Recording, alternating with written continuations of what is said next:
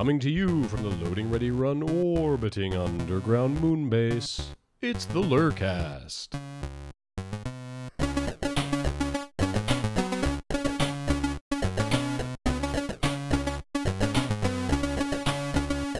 Welcome, everybody.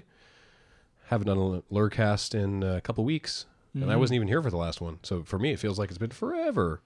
Yeah, well, there's PAX last weekend, and something else the weekend. And preparing for PAX actually. That, that's what really slammed us the week prior to PAX, and then the week before that was when I was away at Gen Con, and you were on the podcast. Yeah, I was, yeah. Yeah. So, yes, by the way, this is, for those of you listening, this is Graham, and Paul is here. Hello, Paul. Hello, Graham. And Beej is joining us again. Hi, everybody. Yes. And we're going to talk about some videos that we haven't addressed recently in loading times, and then we're going to go to some questions that we have solicited from Twitter. And I think I still sound a mite stuffed up after PAX, as is the custom of my people. I don't actually get sick after every PAX. I've only gotten sick after, I think, 3 total, and I've been to everyone since PAX Prime 2007. Oh, wow. Well, except the Australian one. So 3 of 6. In terms of primes. Well, no, I'm including PAX East. PAX's total that I've been to, I've gotten sick after, I think, 3 of them.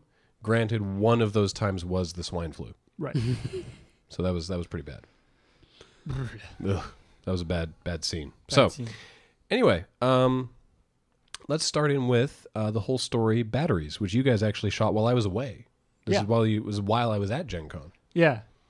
And, we've done whole stories. We've talked about the whole story, and I believe we've done at least one loading time about whole story before.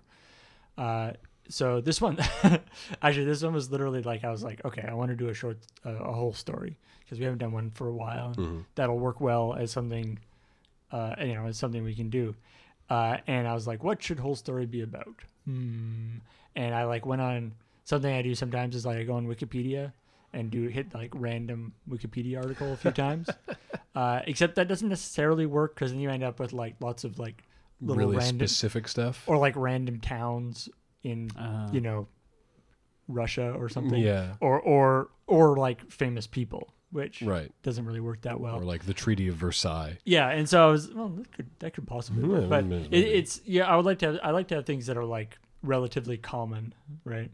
And so I was sitting there, I was like, and I literally just looked around my house. I was sitting at my chair, and I looked around my living room, and I'm like, I have a battery charger over there. How about batteries?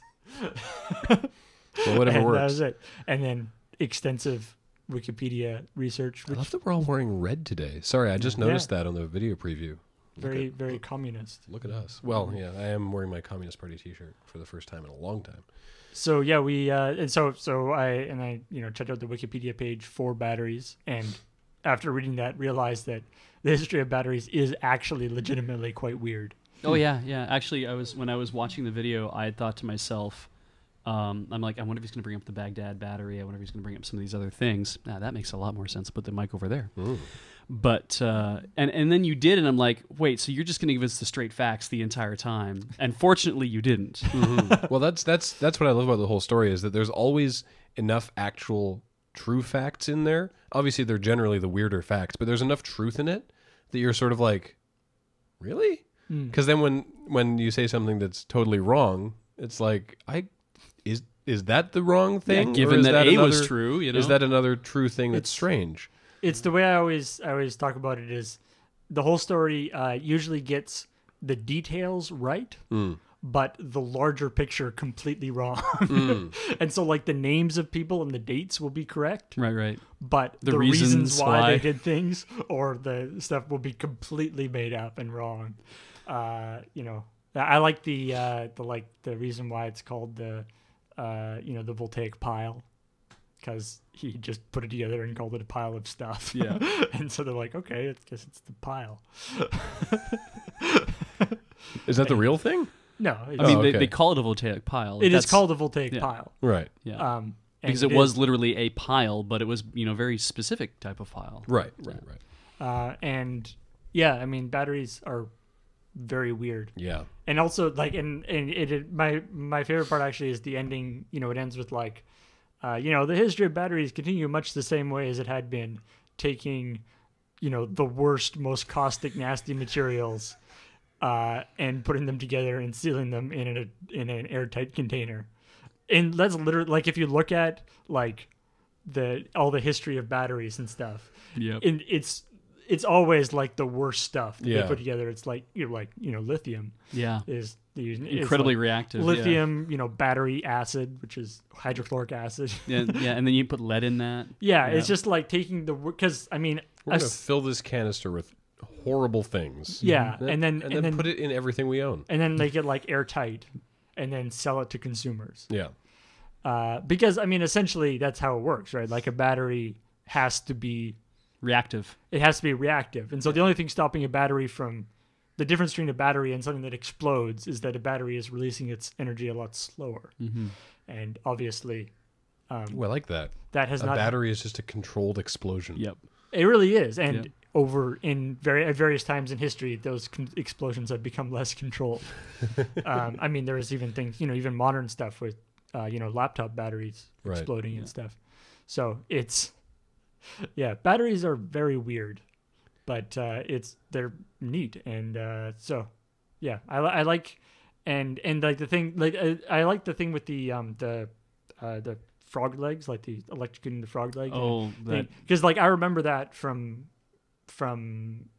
like physics class from like science in high school. Right. That like that was a real thing. Right.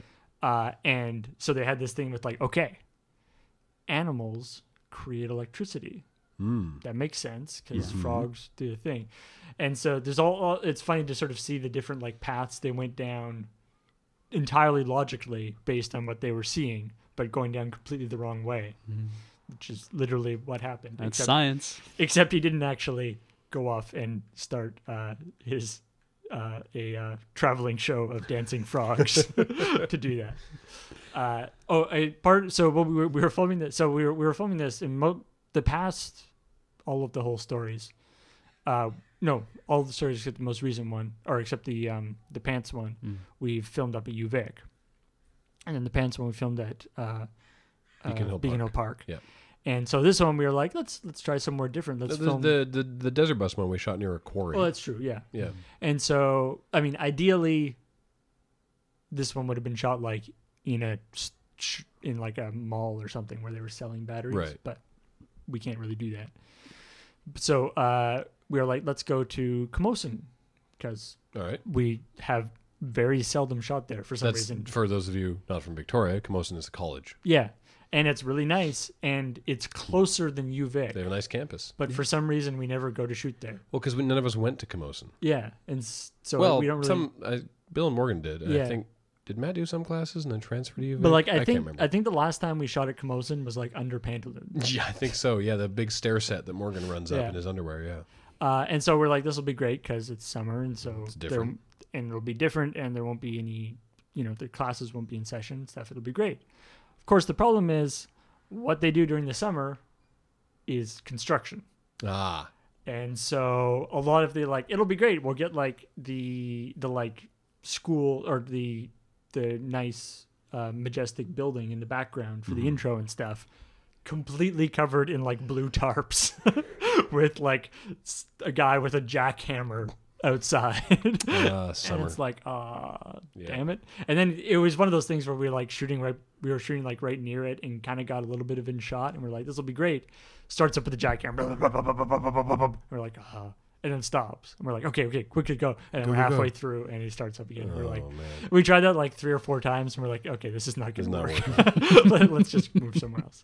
So that was frustrating. And you can see, I think, more so than in some of the other ones, that like the cutting to pictures and cutting back, there's a little bit more like disconnect in the backgrounds in a couple places that we normally do, just because we had to be like, let's move somewhere totally different. Also, it was super bright outside, and so you had the problem of like moving from shade to light when you're doing the walk and talk, which always looks kind of weird. So this is also the first video that I have had no involvement in, like really? None. That's true. This is like one of the first times you've been away for a video. Didn't brainstorm it, didn't write it. No, But you've like been away for a video, and Kathleen has been doing the editing. Yeah, like I knew that it would. I knew it was going to be a whole story, but I had no part in the writing. Obviously, wasn't there for shooting, and Kathleen did the editing. Yeah. Yeah, she sent me a cut to Prove it? watch. When I was at Gen Con, but I don't think I had any changes. So yeah, I had no part in it, which was neat. I believe this was actually the first whole story that didn't actually have any original art in it as well. Because the turnaround time was like Yeah, the you turnaround shot time. on Friday. Yeah. Yeah, And so because then you guys were shooting Xanator on Saturday. right. Yeah, And so I think it worked fine. Oh, yeah. I mean, I sort of wrote it with knowing that we wouldn't have time to do that, so I didn't write any. wouldn't be able to solicit our usual cadre of. Yeah, so like Artists. I didn't write in whatever chinchillas or some sort of silly thing that I knew I wouldn't be able to Photoshop. So it's like I did everything knowing that I could find stuff that I could Photoshop in. Right. And so yeah, it was And then you did shoot Xanator on the Saturday, and there's a loading time that Yeah. covers that. most of that. Well- I think there was a few little bits we shot later on, I think. Right. But Now, of course, I also wasn't there for the writing of Xanator. Kathleen was telling me that Cam kept really latching on to the Xanator causes deathlessness part Yeah. and wanting to wanting to turn it dark. I think all of us Really we- wanted to. well we like the deathlessness we kept sort of going back and forth between the deathlessness just being like one of the throwaway Right. jokes, and then going back, like I think Beej brought up the stinger where it like cuts to like the year 10,000. Yeah, and just like Methuselah, and he's walking the earth. He's like, all my friends are dead. Yeah. And Because then the idea was that the crux of the video was that you never find out what it does. Right. Yeah. Right. And so yeah, but I think it worked better with the deathlessness just being like a throwaway one, Yeah, as just opposed popped to in. being like the crux of the thing. Something that's not clear in the loading time also is that the website that James was looking at for stock footage, Paul found a cheaper one, a cheaper website called Video Hive, which is part of like there's this massive network of like websites where you can buy stuff from, and they all are like the thing you can buy and then like a place in nature. So it's Video Hive, Audio Jungle, Code Canyon, 3D Ocean. all right. There's some pretty esoteric ones as well. But anyway, not only do they sell that, the videos you saw, they're cheaper. They're a lot cheaper than the stock site we were looking at. In fact, they're like, so we were looking at a place that was like $80 for an HD clip. This place was maybe $10. Oh my god. But that was for a single end use thing, which would have worked for this video, but we wouldn't have been able to then later sell the sketch on DVD. So we had to buy it varied between like extended rights, $20 to $30 a clip, still way, way, way cheaper. And they also do After Effects files, which is what the like Xanator, the H is silent. Yeah. Xanator, like appearing through the clouds at the beginning. That's like an After Effects file that you can just put your own text into and your own font and change the logo. And then it goes, all right, we'll put that in the clouds all shiny and gold. And I was like, oh, that is perfect for this. Awesome. I don't know if we mentioned it in the loading time, but the Xanator, the H is silent. Mm-hmm. Despite that, we consistently wrote it in the script as Xanathor because that's how it's written. Right. And like maybe when we were like 75-80% of the way done shooting, we were like, why didn't we write it phonetically in the script? Yeah. Because we kept fucking it up when people like when Matt had to like say it, he kept messing it up. But there was a moment of where somebody had read Xanathor, the H is silent. Oh fuck. It's like nobody can see what we're reading. Why didn't we just write? Well, there's a great part where I was looking at the loading time footage because I wasn't there for this, and I saw the loading time for it before I'd seen the actual footage because Alex hadn't been here for the whole story and didn't actually know that the whole story was the video that had gone up, and so he came into the office and edited the loading time for Xanator. Was like, all right, loading time's done, and I'm like, oh, this video hasn't actually gone up yet. He's like, oh, well, whatever, it's done for next week. So I was looking at it, and I had not seen a single clip of the actual video, and I'd only read a partial script that hadn't been finished yet, so I didn't know exactly how everything went.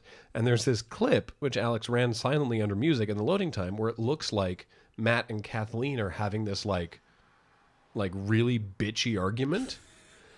I was like, what the hell? And it took me a moment to realize what it was, and then I did clue in that there's the shot in the video where Matt is sitting on like the deck chair in his backyard, and he's being like, wait, could we go back to that last thing? And then he's looking off camera and like arguing with the producer. Right. And so that he had like a sight line for that and someone to argue with, Kathleen was like acting it out. So neither of them were actually saying anything, but I didn't know that because the clip had all of its audio removed. So they were just going like, what are you doing out there? And you're like, what the hell happened during yeah, what? And why does no one else care? Like, why are they oh, and then I realized. So, and then following Xanator, we have we did another video that was also covered in the loading time, which I don't recall it offhand. It was it was Xanator, and then Papers, Please, which was written by Alexander Ditto on the Loading Ready Run forums, or Proprietus it was on sent, Twitter. So Papers, Please, he sent that to us. Yeah.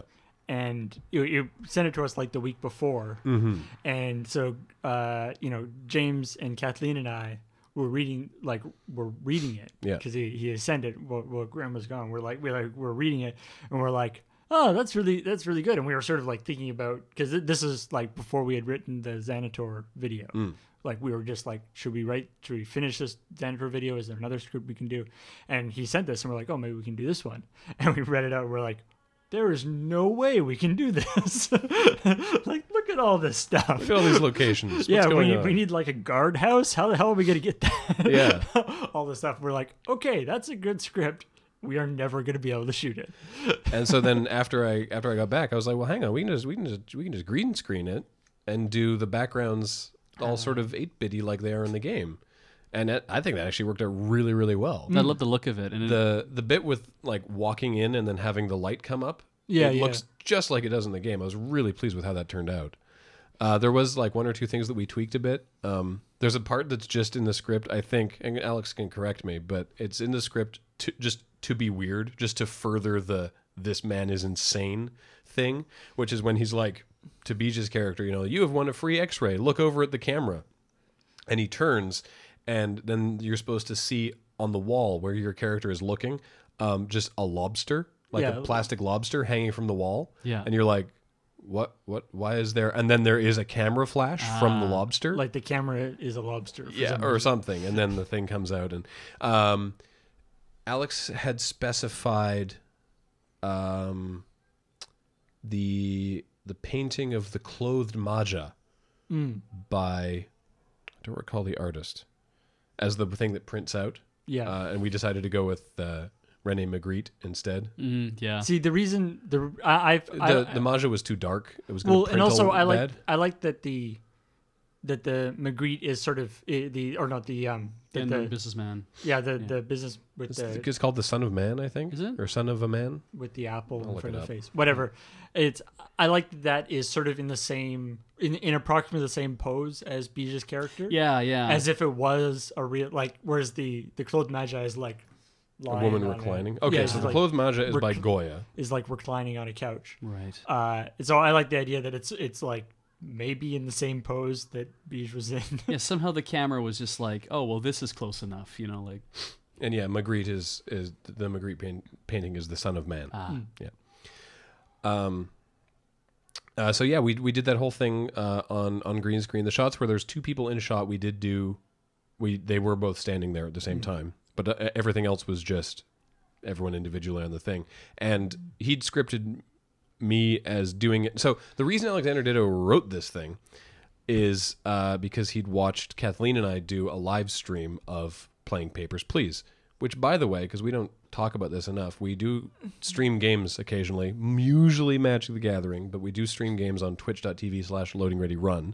We're working on getting a link on the main page of the site so that you can know when we're live. So we were streaming us playing Papers, Please. The LRRMTG Twitter account will also let you know. Yeah, that'll ping you whenever we go live as well.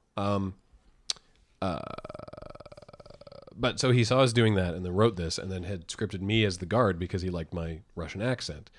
And then we were like, and then we got. Were you just like messing around with the Russian accent? Well, Kathleen was playing, the and then I was like, I was just like, "You have been denied entry, comrade. You go to back of line." Or I was just sort of, generally, like, it's glory to our Stotska, Kolchin, devils be damned, and that sort of thing.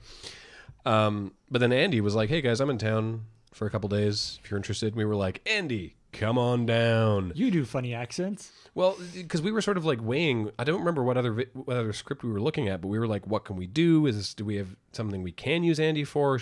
Let's just ask him to come down anyway. Maybe we'll write something. No, wait, we can do this Papers, Please thing. All right, well, we'll do that. So, all right, we'll do. I know we'll get him to be the guard. I remember the other thing we were planning on doing with Andy, but I'm not going to say what it was. Okay, you'll have to remind me later. Because we might still do it. All right, sweet. And so, he came down and did all his stuff and then took off. And we did everyone else's except Beej that day because that was on a Friday and Beej wasn't there. And then we shot Beej's while we were shooting the Friday night's video on the Saturday. We just sort of inserted that. Just said, "Come on downstairs, please." And actually, get on an outfit. I'm like, "What am I doing again?" Just do this. It's okay, Beej. You only have I think you said, Paul, you have a lot of lines. And I'm like, all right. So I get all dressed up and you're like, okay, you have to go, yes. And then I get in. I get in. And then, I was like, you get to do a funny accent. That's I did. Good. Yeah, that was good. Actually, my favorite part is the thing we came up on the fly was that Alex and James's characters don't have accents. Yeah. Like they're actually from Arstotska, and people from Arstotska don't actually have a strong Russian accent. But Andy does. And he's just crazy. Yeah. Yeah, I like that a lot. And so they're like, that guy's a bit weird. Yeah. Doing up the graphics was actually a lot of fun. I actually really enjoy doing pixel graphics, and so the background, obviously, behind the people was just what you would expect. It's basically right from the game. And then I had to sort of invent the flip side. Of what Andy's booth was like. So I, made up an Arstotzkan flag, and obviously everyone, I'm sure, saw that little 8-bit Spot the Dog was in there. Oh, nice. I'm going to tell you this because I don't expect you to figure this out on your own because it's a real stretch in 8-bit, but the face on the wall in the picture frame behind Andy is a tracing of one of the James posters from the video The Job. Oh, is it like the where James is the dictator poster? Yeah, where James is like the dictator of New Steveland. Yeah, I think it was. And there's 3 posters that come up, and the third one is like him on green, just sort of smiling with like a hat. And I was like, let's get that in there. But it's unrecognizable as 8-bit. But it just looks in case you're interested, it just looks like a guy with a hat. Yeah, in case you're interested, that's what that is. And then sort of reverse engineering what the checkpoint looks like exterior, right? Because in the game you only see it from that weird sort of like overhead angle view. So reverse engineering that was actually a lot of fun as well, with like the naked people pictures on the side. Yeah, and thanks to Lucas Pope, who made Papers, Please, because I was like, I really want to use the music. I have no problem using like the graphics and stuff, but I don't just want to like take the music, even though we're doing a parody of the game. And so I hit him up on Twitter. I was like, hey, we're doing a sketch about Papers, Please. Can we use the music? And he was like, whoa, sure, sweet, go for it. I'm like, cool. Can I have it? Or like how, like, I don't know how to get it. And he's like, oh, it's in the, there's an OGG file just in the contents. I was like, oh, show package contents, resources, music. There we go. Nice. Which also let me access all the sounds, which was helpful as well. Pro tip for the camera flash, by the way. We did that by... How did we do that? Yeah, exactly. Because it looked so good. Yeah. On the green screen was Paul is actually standing like right beside Beej, and he was just cropped out because the green screen with a camera. And Beej would just turn, and Paul just took a picture with the camera. Yeah, we should actually post that picture. We should post that picture. Yeah, Yeah, It's both like of them actually, because they're exactly the same Yeah, picture. Beej incredibly has the consistent. yeah, like we did two takes, and Beej has like the exact same like sort of shocked expression in both. Mm-hmm. It's funny because that kind of thing. I mean, what would happen with Pocket Planes? Yeah. Where you guys got, it's after the fact you found out that, oh God, if only you told us, we would have given you all these assets. Yeah. And then to actually go on and make a series of that. And so now it's, Papers, Please. It's like, oh, I'll just go right to the developer and say, do you have some assets we can use? Is that okay? Well, I could tell from how active his Twitter account was that he's very responsive on Twitter. And so I was like, let's give it a shot. Nice. Might as well. Yeah. Nice. Yeah. He is at Dukope, Dukope, if you're interested. And he relinked the video, so thank you for that. So then we went to PAX, which was awesome. We did a whole ton of stuff. James and I did coverage on the MTGO Community Cup, which James and I will talk about in the next episode of Tap Tap Concede. Short thoughts? Theoretically, It was that's awesome. that would be archived on the Twitch channel. Yes, it is. If you want to check out our coverage of that, we got to do actual in-booth coverage for the Loading Ready Run Wacky Draft, and that's all archived on the twitch.tv/magic page. And I think they've also put highlights up on their YouTube channel. At least they usually do. So I think they've done that as well. So that was an absolute blast. And then I personally was like running all over the map at this particular PAX on. So Friday, I spent a lot of the day doing the Community Cup, and then our own panel was we left from the Cup to our panel, which was very well attended, and thank you all for coming. Those of you that did, wanted to just a couple. Thanks to Lord Hosk for handing out Bump in the Nights for people to give us all weekend, and for cosplaying as Bump in the Night. You did? Yeah, there's a photo. I didn't see. I'd like to see a photo. Thanks to Andrew Ferguson, who's on Flickr as Cabot, he was our Desert Bus photographer for photographing the panel, and there's a picture of Lord Hosk as Bump in the Night on the thing. He came up to the mic to ask a question and just said, "What? I think Swamp." Just swamp tap or something." And I was like, "Oh no!" And then he put like the cowl on. He had like the glowing blue eyes, and it was really impressive. Nice. And thanks to Dana for the goodie bags, which I wanted to open on stage and completely forgot because the panel there was a lot to talk about. She made us these lovely goodie bags at the last PAX, and with like stuff inside and like Creepy Doll Club soda and things like that. And this time, there was like some chocolate in there, and there was some muffins with like Aw Muffin logos, and there was these blister packs, not blister packs, but there was like the off the peg at like Walmart, the cardboard packs of M14. And these are the pack that people tell you to be careful about because you can like open them and futz with the pack and put it back in and then hang it back up on the shelf. Oh, really? Yeah. You put like a different pack in? Yeah, which she did. She replaced all of our M14 with packs of Modern Masters. Oh, nice. Wow. Everyone did okay on our polls. Alex got an Elspeth. He was the winner. That seems pretty solid. That's pretty awesome. So thank you so much, Dana, for that. That was really quite delightful. And Sarah too for. Oh, Sarah filmed it, and Sarah and there's footage also from Sean Morford in there, who also filmed it, and I gave it to Sarah, and Sarah's going to be editing that, and we'll have the panel up for all of you to see. And we announced that we're going to be doing a Kickstarter at the panel, and we will tell you more about that on its own. We're not going to bog down this with talking about that, but it's forthcoming, and it's exciting and scary, and I think it's going to be great. So we'll tell you all about that later. Then on Friday, I ran off to the Improv Initiative. Oh no! But before that, didn't you do like the some escapist stuff before that? No, that was on Saturday night. Oh, I see. Never mind. So the Improv Initiative started at last PAX Prime with Mark Watson from Mojang and myself and Mikey Newman from Gearbox and Greg Stackhouse from Uber Entertainment and Tara the Geeky Hostess, and that was it. And it was awesome. It was a Friday night improv panel. I think that was it. I don't think I forgot anybody. Oh God, no. Okay, I think we're good. Oh right, because Chris Straub was going to be on it and then couldn't make it. And then Mike Robles, I think, was listed to come as well, but he couldn't make it either. I think so. Yes, Yeah, correct. Yeah. Okay, so that's what that was, and it was a blast. And then Tara, Mark, and myself and Dan Emmons did it again at PAX East. And this year, I was slated to be in it again, and I was just like, after doing the Community Cup all day and then our own panel, I don't know that I'm going to have the energy or the voice to be able to actually like do it. So maybe I just MC. Let's play that by ear. But hey, you know who would be a great improviser is this Beej guy who does improv at cons. Yeah. So I suggested that they get Beej, and Beej got Ian involved. yeah, and you'll remember Ian from Desert Bus, I'm sure. Because Ian and I are actually both members of Snap to Chaos Theater, which is our improv troupe that we've been doing for 4 years. Exactly. And we've been doing improv together. If any of you remember the 404s, we were the 404s, and then we left and formed Snap to Chaos Theater.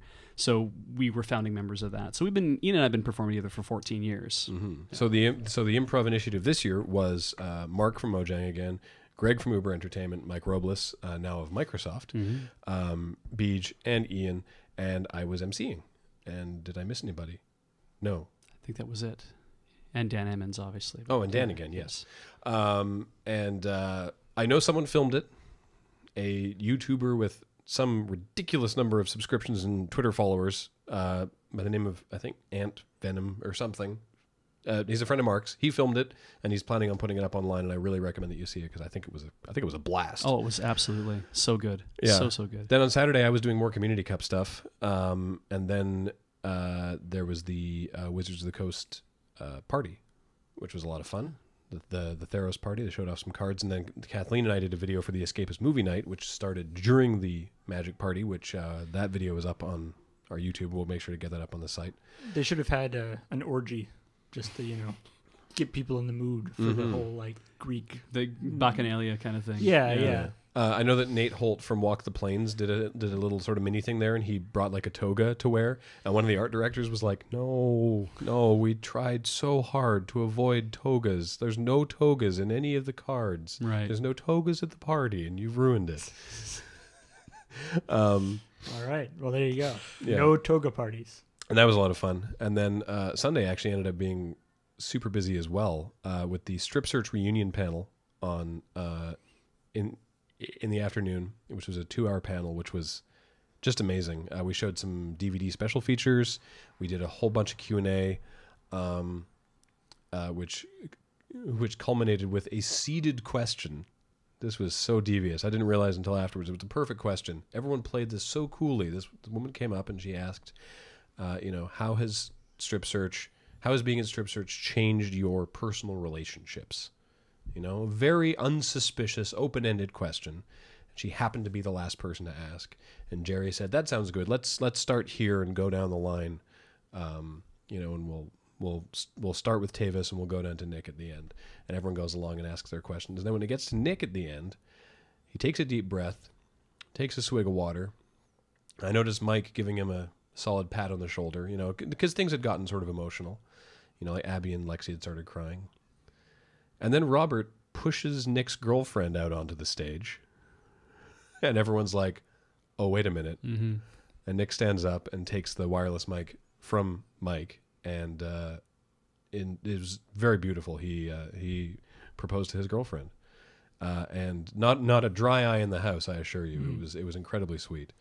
And yeah, apparently like Nick, Robert, Mike, Jerry, and the girl who asked the question, who I think is actually Josh Price's girlfriend, were the only people, well, and Josh, were the only people who knew that this was coming. The rest of the Strip Search artists had no idea. I had no idea. Obviously, the audience had no idea. It was pretty surprising. It's awesome.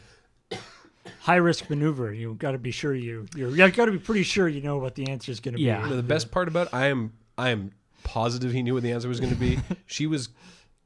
Because she didn't know anything about this, obviously. She thought it would be funny to come up and ask a question cosplaying as Nick. So she's wearing one of his hats. She's wearing his, like, the Root of All Evil shirt that is on his, like, Strip Search stand-up. And she, like, put, like, marker on her face to give herself stubble. So he was proposing to someone cosplaying as him. Awesome. And yeah, it was pretty great. So for anyone who didn't know that was his girlfriend, might have just thought that this is incredibly self-centered. Well, I made sure to do that because she came up and asked the question, and it wasn't totally clear. Like no one had like stated it, and she came up and asked, and she's like, "Hey Nick, I've finally done it. I'm going to get into Magic. Do you want to battle me later?" Because she'd bought like a 2-player booster pack or something, like the booster battle pack, and it was very sweet. And he was like, "Yeah, sure." And then as she left, and I was like, just so everyone knows, that's your actual girlfriend. Yeah. And he was like, oh, yeah. I'm like, okay, good. Just so no one thinks that was just a really obsessive, weird fan. And then it just ended up being pretty awesome.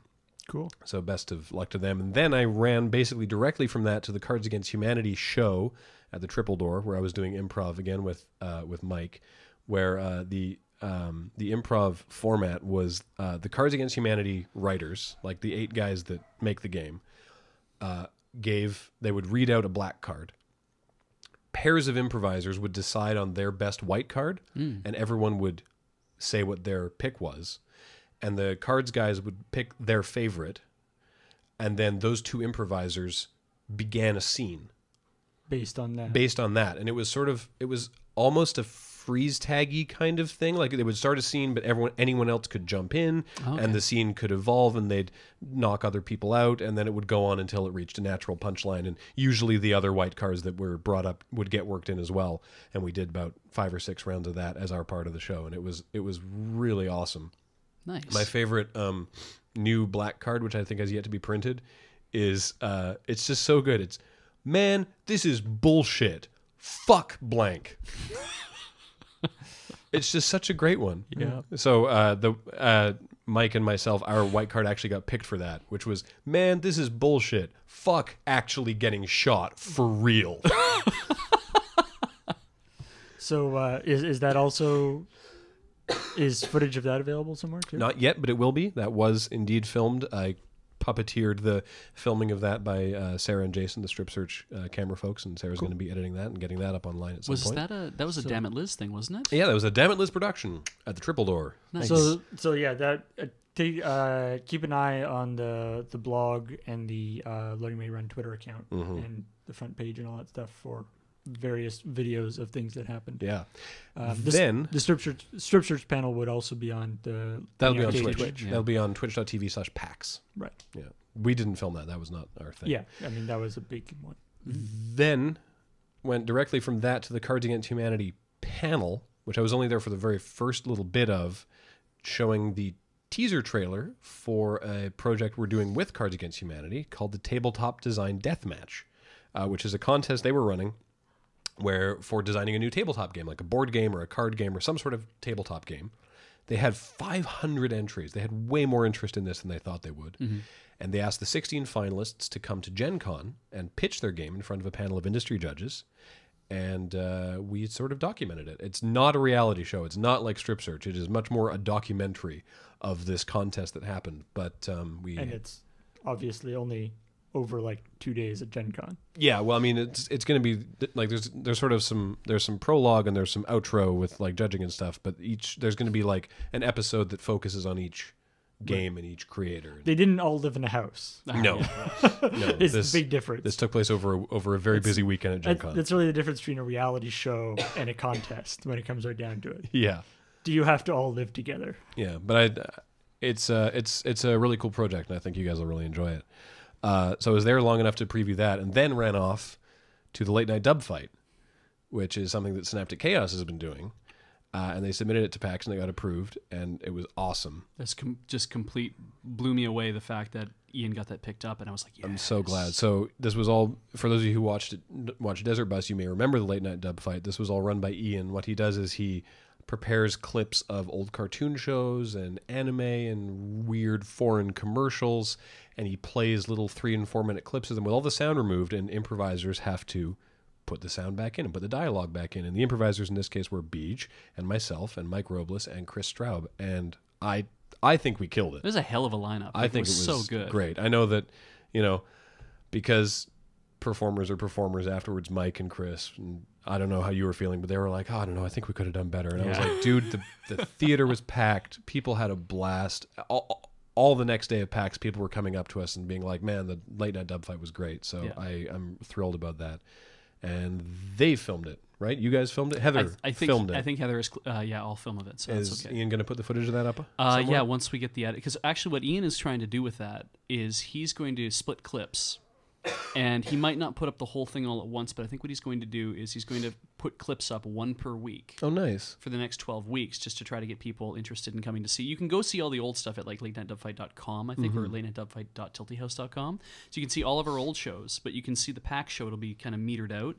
And I think what he's hoping to do is to actually sell the format, like not like sell it away, but he's hoping to sell the format to some sponsors so that we can actually be picked up and go to other conventions to do it at more cons. That sounds awesome. Yeah, I really hope that goes ahead for him. Me too.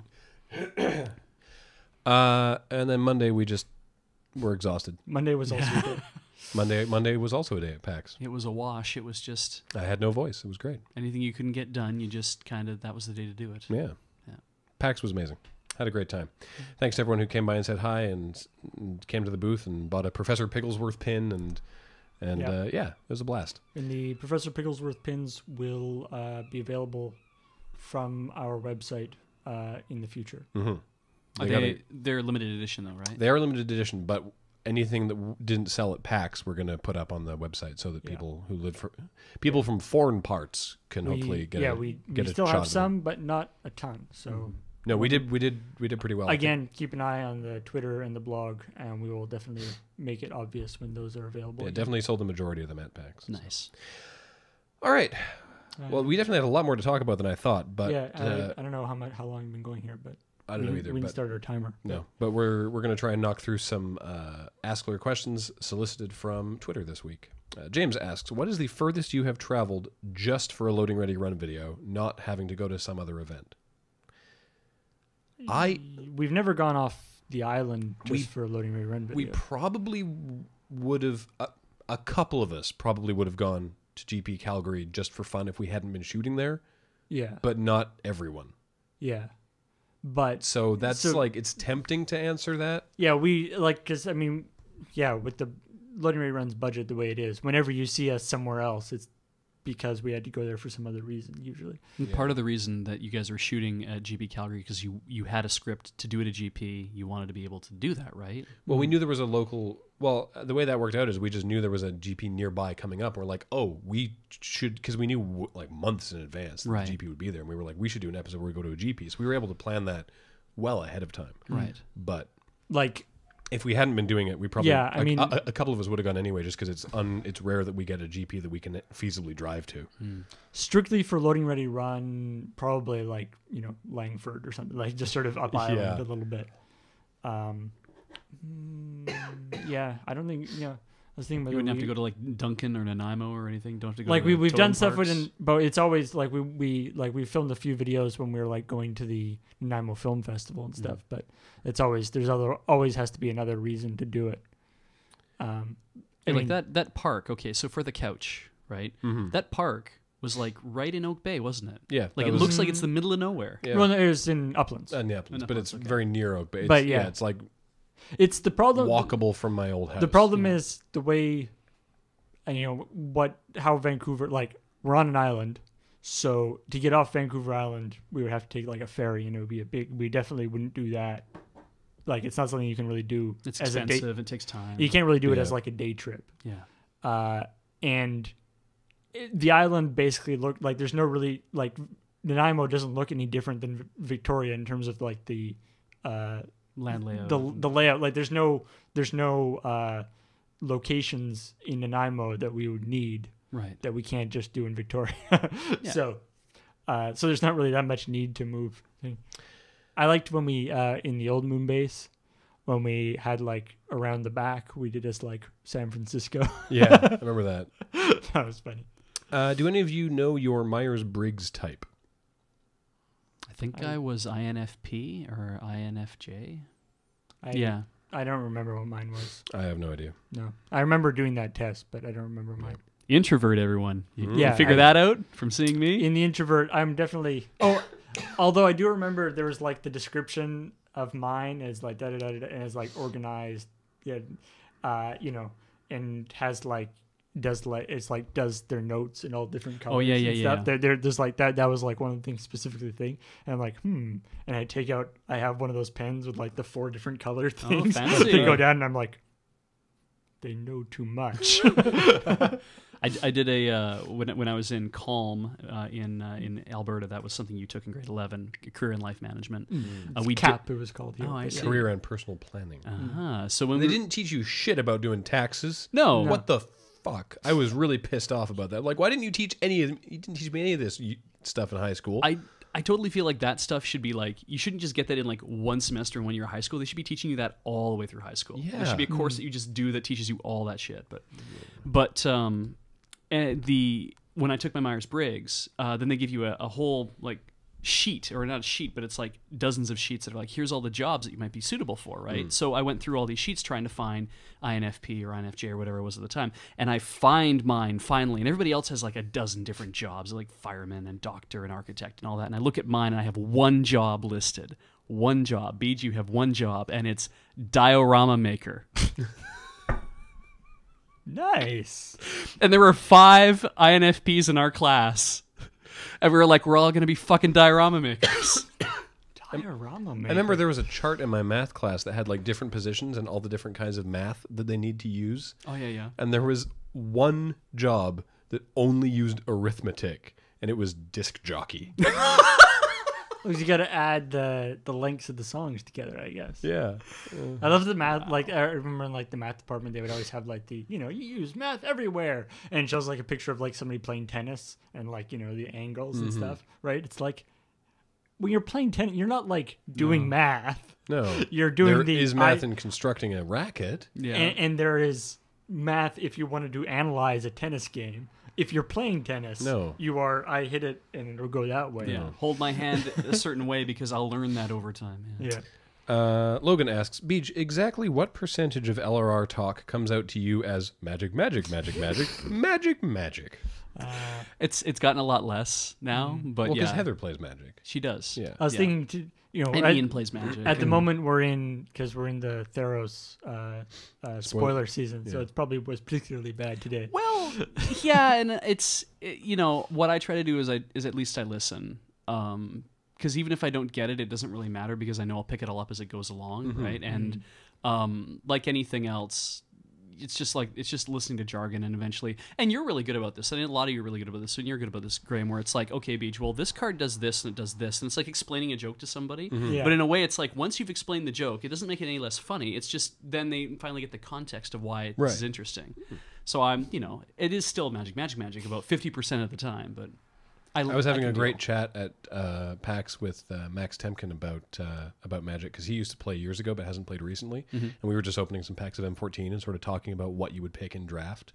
And he was like, well, look at Fog. Fog looks cool. And I gave him the brief explanation of like why Fog is not a card you want to actually be running in a draft deck.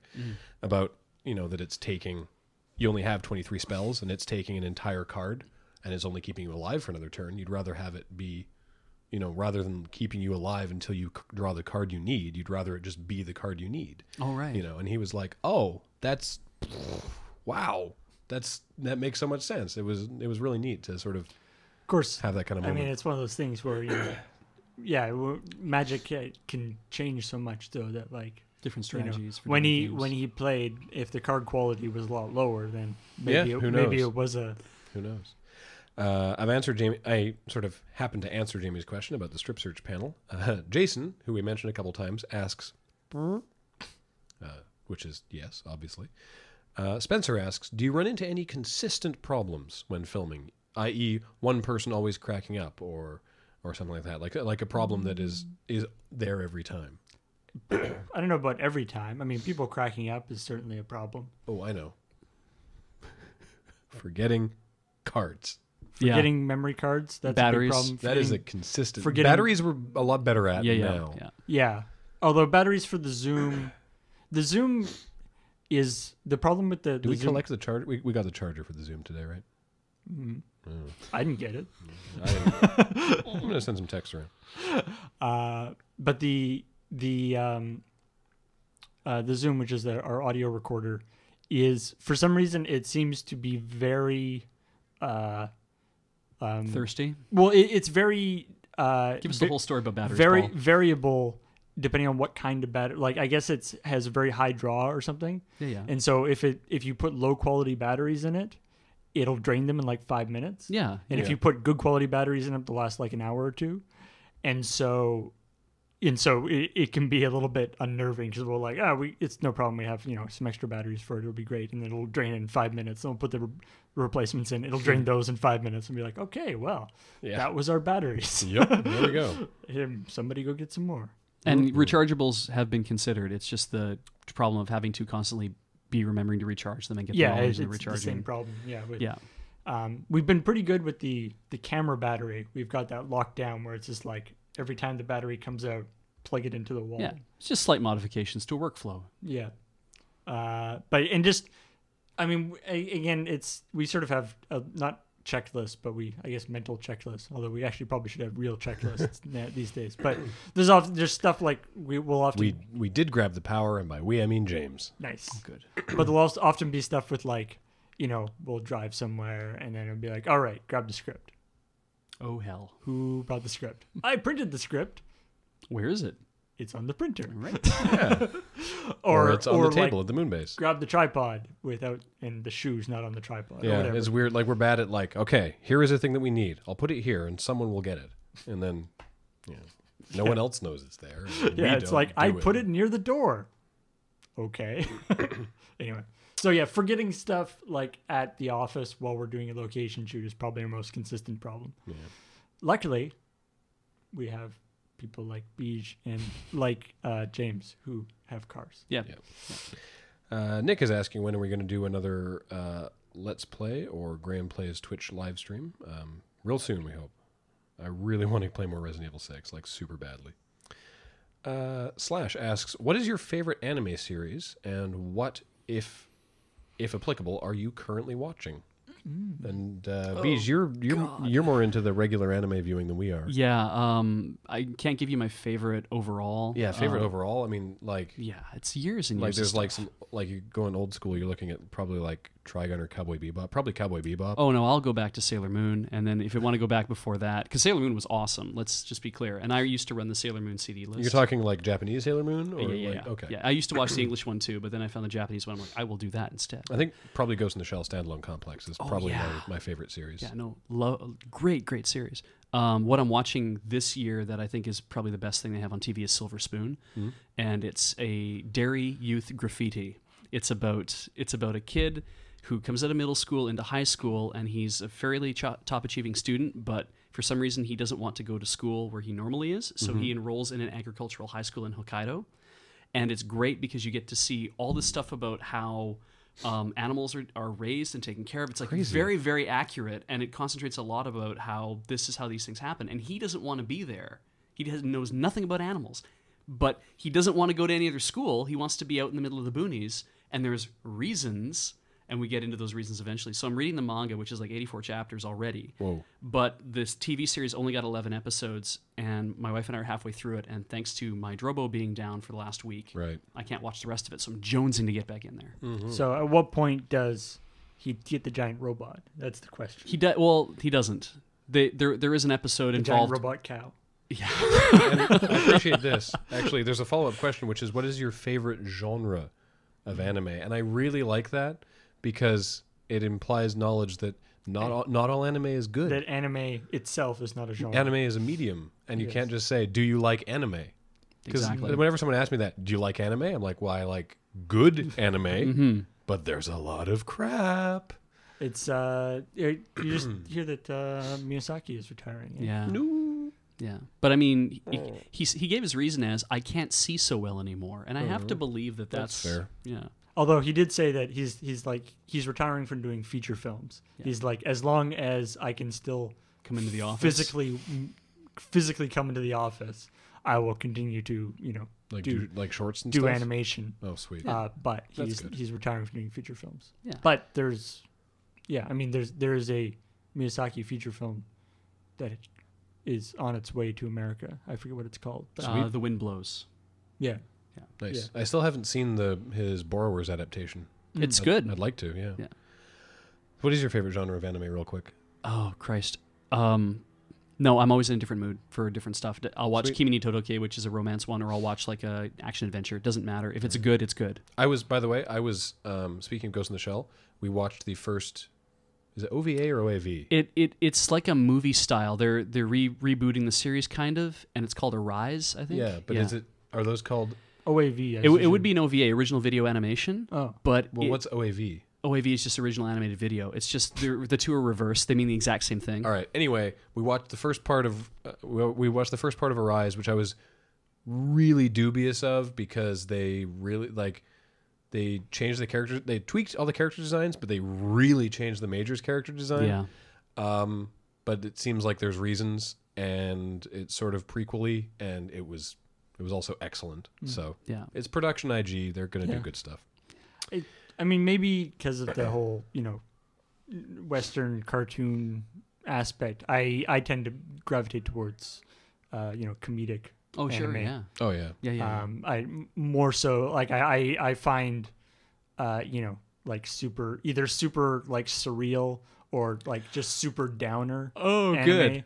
To be not that interesting. Well, Paul, I am going to show you a series called Nichijou, and you're going to fucking love it.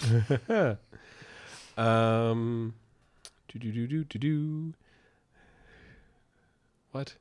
Apart from Viking Secret Wildcard Poker, what is your favorite silly poker variant? What? Viking Secret Wildcard Poker was... That was for video. Yeah, a while ago. Jonesing for new Tap Concede. Are we getting one soon? Yes, you sure are. And it's going to be a lot of crack-a-packs because we got a lot of fun packs to cracks at PAX. Viking Secret Wildcard Poker. I was thinking that Go Johnny Go Go. No, that booster box that we got was basically Viking Secret Wild. Kind of was, yeah. Viking Secret Wildcard Magic. Yeah. We'll talk about that on Tap. But here's a magic question that I will just quickly answer here. Samuel asking, where do you source your magic cards? eBay or shops? And should I buy deck building sets? Don't eBay cards. Do not. It can be a complete shit show one way or the other. If you have a local game store, support your local game store. Like if you have a place in town, like an actual store that sells Magic, support your local store. It's such a good idea, and it's such a great place to go play. Generally, like I don't know your store locally, but it's good to be involved in your local Magic community. The whole thing with Magic and what Wizards really pushes is this idea that it's the place where you buy the cards is more than just like a Walmart or whatever. Mm-hmm. Like it's not just the place where you buy the cards; it's also where you meet to other people who are into the game and where you play and where they do FNMs and all that stuff. It should feel like a clubhouse. Yeah. If you are looking to buy cards online, I would recommend you do it from an actual retailer. There are places such as Channel Fireball, Star City, and Troll and Toad, but obviously I would recommend CardKingdom.com because they are what I use, not just because they sponsor our Twitch TV streams. We let them sponsor our Twitch TV streams because we think they're awesome, so I use Card Kingdom. It's true. Has anyone ever gotten sick while shooting a video or from shooting a video, like heat exhaustion or catching a cold or something? Like some sort of illness related to shooting a video. I mean... Most videos are over in less than a day. I mean... Yeah. I'm trying to think. Like food poisoning? Yeah, I mean, I guess people have gotten, like, sick from iron stomach challenges. Oh, yeah, I was, like, seeping onion from that one. And... Theo almost got hypothermia while we were shooting Strip Search. Yeah. Oh, Jesus. People have gotten hurt. I don't think so. Yeah. We gave Brad a partial concussion that one time. In terms of actual, like, and I mean, like, somebody come in to shoot, has a cold, and makes everybody else in the crew sick. That has happened, but that's not really because of shooting. It's just because they're around. We're probably fine. Any of the Loading Ready Run crew Total War fans, have you checked out Rome 2 yet? I have not, but I intend to. We actually were talking to the Rome guys at PAX. Chris asks, what is your worst customer service or customer support experience? I sent a projector made by Lumen Labs. All right. Eat dicks, Lumen Labs. Oh, man. I thought they were cool guys. They were cool guys. And they made a DIY projector. And they could also sell you the whole projector. And so I'm like, I'm just going to buy the whole projector and set it up. I was all excited for this. I brought it home, set it up, ran it. Not that the bulb popped, but what happened was something else went wrong with the projector. Something on the screen went wrong. I got like a coffee bean sized hole in the LCD or some shit like that. So I sent it back. They had it for 3 months. This is to North Carolina. This isn't like elsewhere. Mm-hmm. I got it back from them. It was a different projector than the one I had sent them with a serial number and everything. So I'm like, that's weird. The same thing happened again, now bigger. So I sent that back to them. It was still under warranty, right? They had it for 12 months, 18 months, something like that. They had it for longer than my warranty would be good for. When I finally got it back and I turned it on, I tried using it. I think I got another 2 or 3 months use out of it before the ballast went. And it was a very expensive, very hard to get ballast. And by that point, they had already stopped making all the projectors. Everybody was having problems upon problems, and they never bothered to reimburse me. Never did anything like any of those things. But the best part was when they sent back the one the second time, they sent it as if it was a new projector, and I had to pay duty and taxes on a warranty repair. And then I had to basically hound them to refund that part of my money to me. So I'll never buy anything from them again. But now they make 3D printers, and I don't give a crap about those. So, for me, it's probably. I mean, there's various things with like Canada Post and stuff where it's like, well, we lost your package. You send something, Sorry. and you're like, it's been 2 months and they haven't received it, and you'll call Canada Post and they'll be like, okay, we'll keep an eye out, I guess. Yeah, it'd be like, well, and they'll be like, well, you don't have it, and apparently the other people don't have it, so I guess it's in transit. And it's like. It's like you guys have no kind of. It's like, hey, we don't have any tracking number on it. We don't packages. But you're Canada Post. You have my package. Yeah, it's like. I think my worst actually, like, I'm sure I've had bad things with like cell phone companies and stuff like that. But honestly, the worst, just because it was the most galling, was a cab company in town, and it's a company I've actually stopped using now because of dealing with their dispatchers. Even though my uncle used to actually drive for them, we used to have just sort of brand loyalty because my uncle used to be a driver. And I called them and I was like, so our university here, UVic, we've shot a bunch of videos there. It has a ring road. So you go in, there's a couple different entrances, but there's the main entrance and then there's a big ring and then you go right back out the same entrance. And the ring is one way, right? So that's very relevant. The ring is, you go in, you can only go one way around the ring and then you go back out again. And I called for a cab and they're like, well, where are you? Because it was too late for buses. And they said, where are you? And I was like, I'm at the first bus stop inside the ring. And the response was, there's no bus stop there. And I was like, yes, there is. I'm standing at it. Mm-hmm. And they said, there's no bus stop there. And there's no bus stop at the first bus stop? I said, no, you go in the main entrance and you start driving around the ring, and in front of the res buildings is a bus stop. No, there isn't. I'm standing at it. No.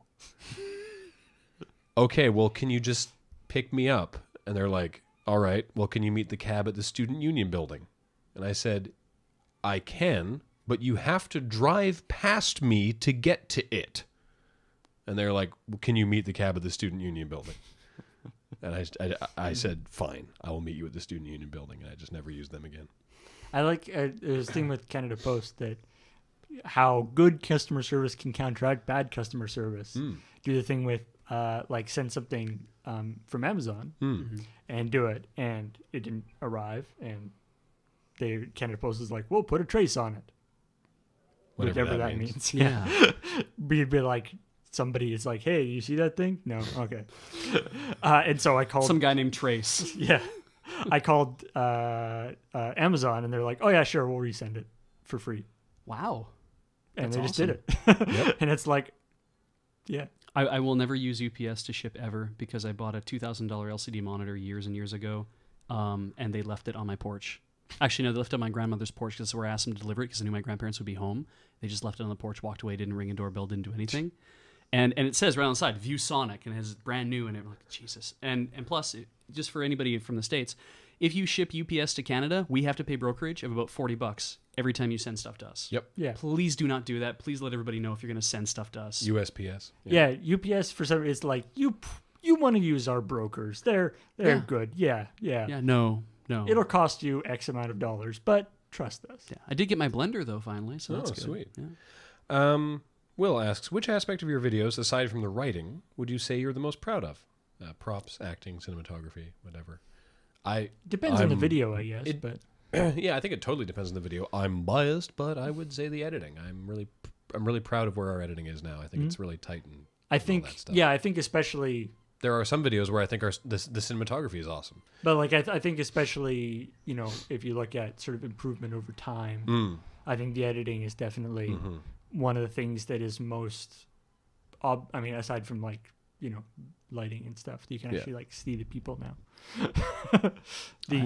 Editing is something that is really, that has improved and something that we really work on. And yeah, like you say, like it depends on the, like there's some video where I'm like, I think we really nailed the costumes in this video, or I think we got really great props for this video, or I think the cinematography is really cool in this video, but it varies. I'm proud of the fact that I have 4 different credits under my name. I have an acting credit, I have a writing credit, and I have a boom credit, and I also have a music credit. Yeah, So I'm kind of proud of the fact that I've hit 4 out of like 5 or 6 of them so far.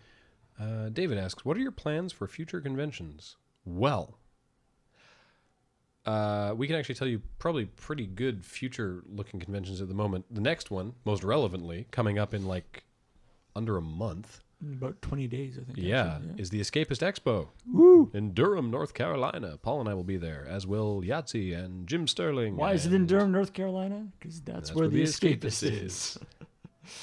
On So the, yeah, on the American Tobacco Campus. If you are in that quadrant of the United States, The Southwest. or are willing to get Southeast. or are willing to get there. yeah, I mean, but the cool thing is like what we heard last time, because this is the second year they've done it, is there really isn't that much other stuff in that going on in terms of video game conventions in that sort of area. Yeah. So yeah, definitely come down. It was really great. It was a lot of fun last year, and they had more people than they thought show up last year. So there was some things that weren't amazing because it did better than they expected, and I think frankly, because we got to see behind the scenes, I think they did an amazing job handling that. Oh yeah. And now they have planned, and yeah, it's gonna. So they have bigger. a much bigger venue and the main theater now is the actual like the theater part that was connected to the yeah. So that'll be awesome. So yeah, please do come. that'll just be. Gavin gets to play a real concert Nice. in a place with acoustics, not just a hotel meeting area. But so that'll just be Graham and I, but that should be quite fun. And if you go to the Escapist magazine, there's a link on there that goes to their expo page where you can buy tickets and see the whole guest list and everything.